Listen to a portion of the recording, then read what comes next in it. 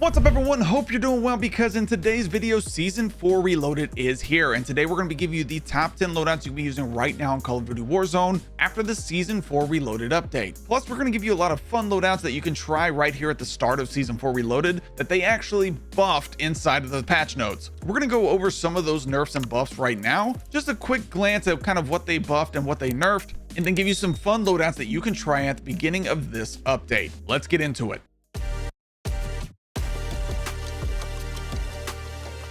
All right, so basically just a quick rundown of kind of what they changed. So for all the Black Ops 6 assault rifles, right? AK-74, AIMS 85, AS Val, CR56 AMAX, Cypher 91, FFAR, Goblin, GPR, Kilo, all of these ARs that they kind of gave the attachments pretty much buffs. They balanced a lot of it, but they buffed a little bit of these attachments, like rapid fire recoil penalty, all of that kind of stuff they've intertwined and changed inside of this update, which is pretty cool. Then for the Krig C, they did nerf the Krig C, not super heavy, but they did nerf it a little bit. I think it's still going to be in a top 5 meta situation easily, because the base damage didn't really decrease too much, so you're still looking at a meta contender for sure. But like the Model L attachments, all that XM4 attachments, they all got a little bit of a buff. Now the MCW, not the MCW conversion kit, but the MCW got a medium damage range and maximum damage range buff. STG 44, which I do think might be a meta contender, just preliminary meta contender. We're working on testing all that stuff right now. And then the M13B is going to be not probably a meta contender, but it did get quite a bit of a range buff, so I'm excited to use the M13B a little bit. The thing about the M13B is they did reduce the visual recoil. So these visual recoil buffs that they're giving these STG 44 and M13Bs, very significant in them even being usable. Then the M4 conversion kit for the Harbinger conversion kit for the M4, we're looking at a pretty significant buff there. It's basically a marksman rifle or a sniper, kind of. It converts the M4 to like anyway, it's okay. We're gonna test that out, obviously. Same thing with the Black Ops 6 SMGs. All of the attachments to these Black Ops 6 SMGs are all buffed a little bit. Even the LC10 didn't get touched, so that's going to be still probably number 1 when it comes to the meta. But again, we have the SOG and things like that were contenders anyway, that might jump above these options.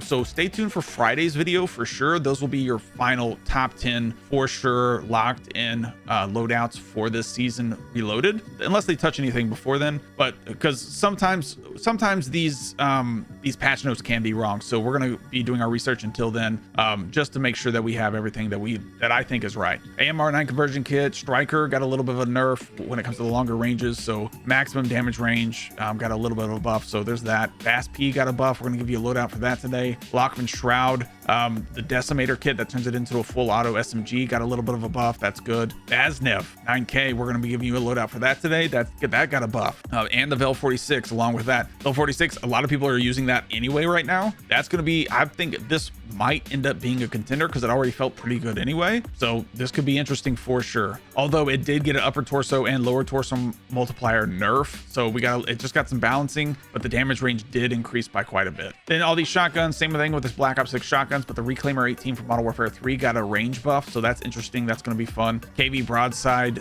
Jack Jawbreaker kit got a slight buff. That's interesting. That one's a lot of fun to run anyway. LMG attachments, all the LMGs attachments from from Black Ops 6 got a buff. The Bruin MK9 Jack Shadow Titan kit got a slight buff, and that'll be interesting. The AEK 93, all the marksman rifles got the same kind of attachment buffs. SWAT 556, I think this is probably going to be your number 1 option. The Growl conversion kit for this, I think it's going to be the number 1 option when it comes to ARs right now. We'll talk about that here in a bit. TR2, same thing. Tarkov 762 MCW conversion kit got a buff as well. Snipers, this is interesting. The Victus XMR will be another infinite range shotgun, or infinite range sniper, like the HDR is. So that's going to be fun. I'm going to give you a loadout first thing for that today. AMR mod attachments, HDR attachments, all these attachments for these sniper rifles got a buff. The Morse sniper got a damage range damage buff, and then the FJX Imperium damage buffs. I think this might finally fully replace the Car 98, but we'll see. The MCPR 300 got a range buff. Victus XMR obviously got range buffs and now is infinite range at all ranges. That's going to be fun. And pistols attachments for Black Ops 6 got a buff as well, along with the nail gun getting an ammo count from 15 up to 20. That's interesting. And then the Siren 9mm just got a little bit of an idle sway buff, so that's going to be nice. Let's get you some of these loadouts to try at the beginning of the season and see if you like them. First up, we have the Vaznev 9K. The Vaznev 9K is a lot of fun to run. I think it's going to be a lot of fun to run this season 4 Reloaded update. We're using the Shadow Strike suppressor, Jack/Underbarrel, 45 round mag, and the SL Razorhawk laser light, putting this in tac stance a little bit, and then the high grain rounds. Kilo's still going to be very solid. I like the compensator muzzle here, the reinforced barrel, the vertical foregrip, the extended mag 2, and the overpressured rounds here. If you need an optic on this, take off these overpressured rounds and put an optic. Next, we have the MCW. Just wanted to give you guys a loadout for this, just so you can go and try it with the visual recoil update and all those kinds of things. Jack Glasses optic here, Sacred Tread 40 muzzle. I like the MCW Cyclone long barrel, the 60 round drum, and the Regal heavy stock here. For that XRK Victus, we're using the Nilsan 90 silencer, the Mac Super barrel, the FTAC Homeland stock here. This will give you a lot of aiming idle sway buff here. This will be nice. The VLK laser 7mm laser on this, and the high grain rounds.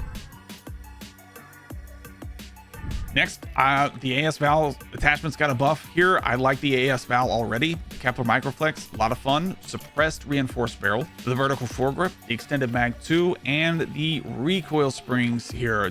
This thing is a lot of fun to run. Then we have the Ladra, long barrel here for sure. I like the compensator muzzle. Ported compensator is good too. The vertical foregrip, the extended mag 1 or extended mag 2, whichever you prefer. And the no stock here.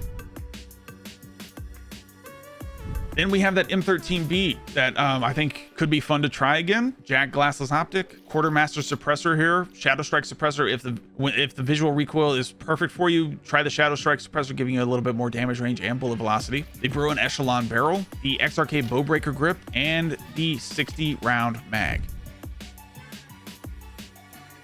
Next, we have the Lockman Shroud that they did buff that Jack conversion kit, the Jack Decimator conversion kit for. We're using that Jack Decimator, then we're using the Chimera Laser Light, putting this in tac stance also. The Mirror Recoil Factory stock or the LM stockless mod, just beware. If you're using this in tac stance mode, run the stockless mod. If you're not using this in tac stance mode, probably want the factory stock on here. Then we're rocking the 50 round drum along with the Jack/Underbarrel.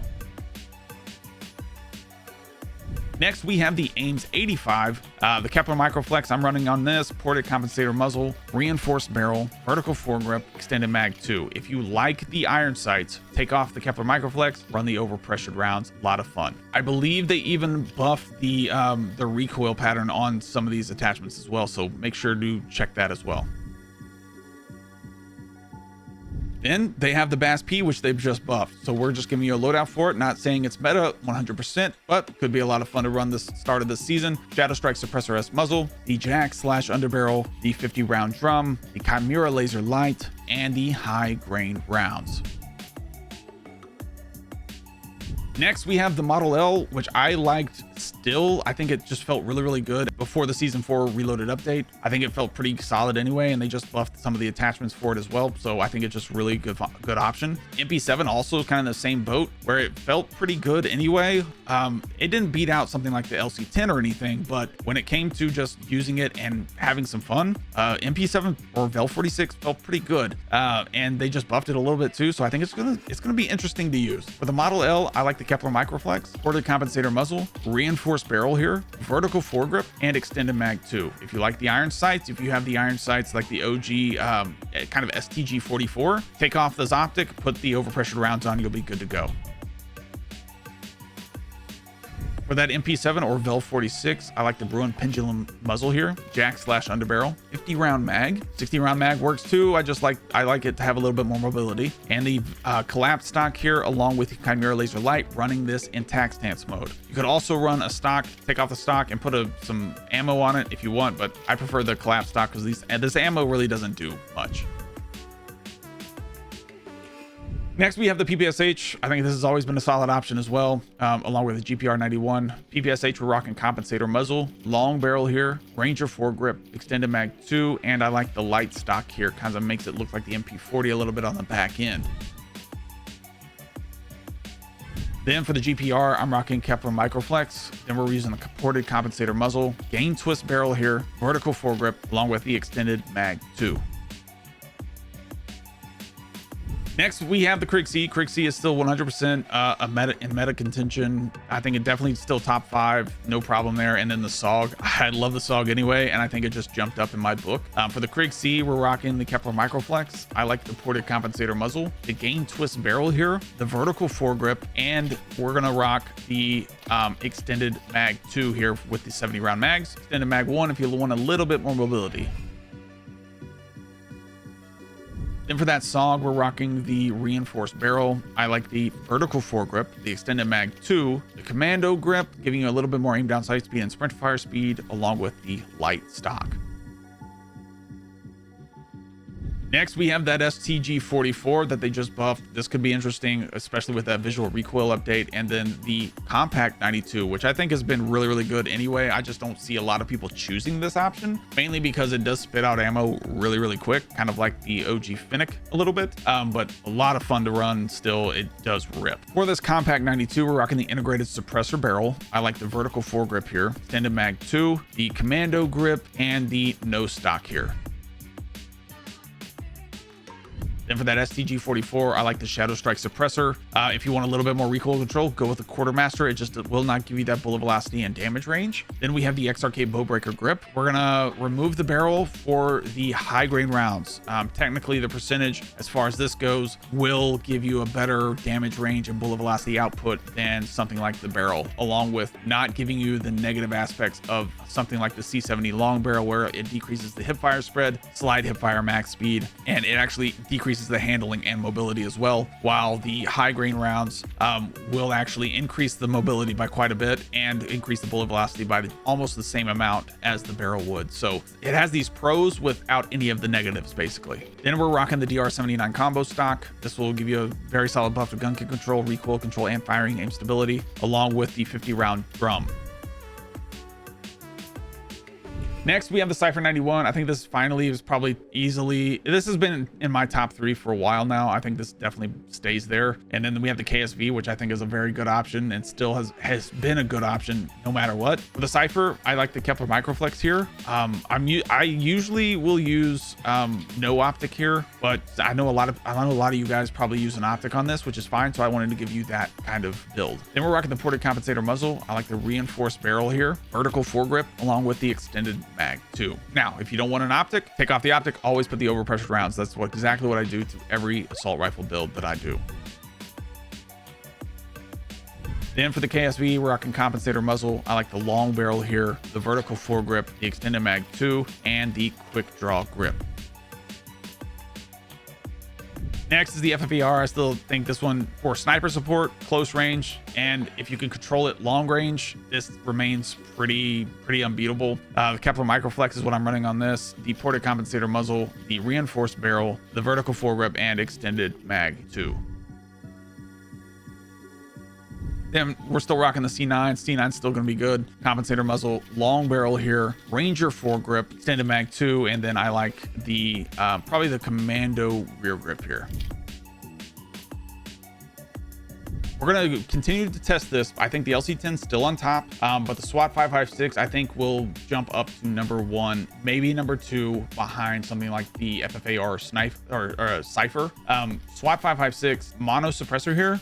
If you need a little bit more recoil control, it doesn't have a lot anyway, but use the ported compensator muzzle or compensator muzzle. I like the ported compensator a little bit better. I don't know why. I like the ported compensator muzzle a little bit better than compensator for this specific option for sure. Then we're rocking vertical foregrip. Then we want to run the balance stock here, helps you with that strafing speed. Obviously you want that growl conversion kit on here, and then the full auto extended mag that you get with that growl conversion kit.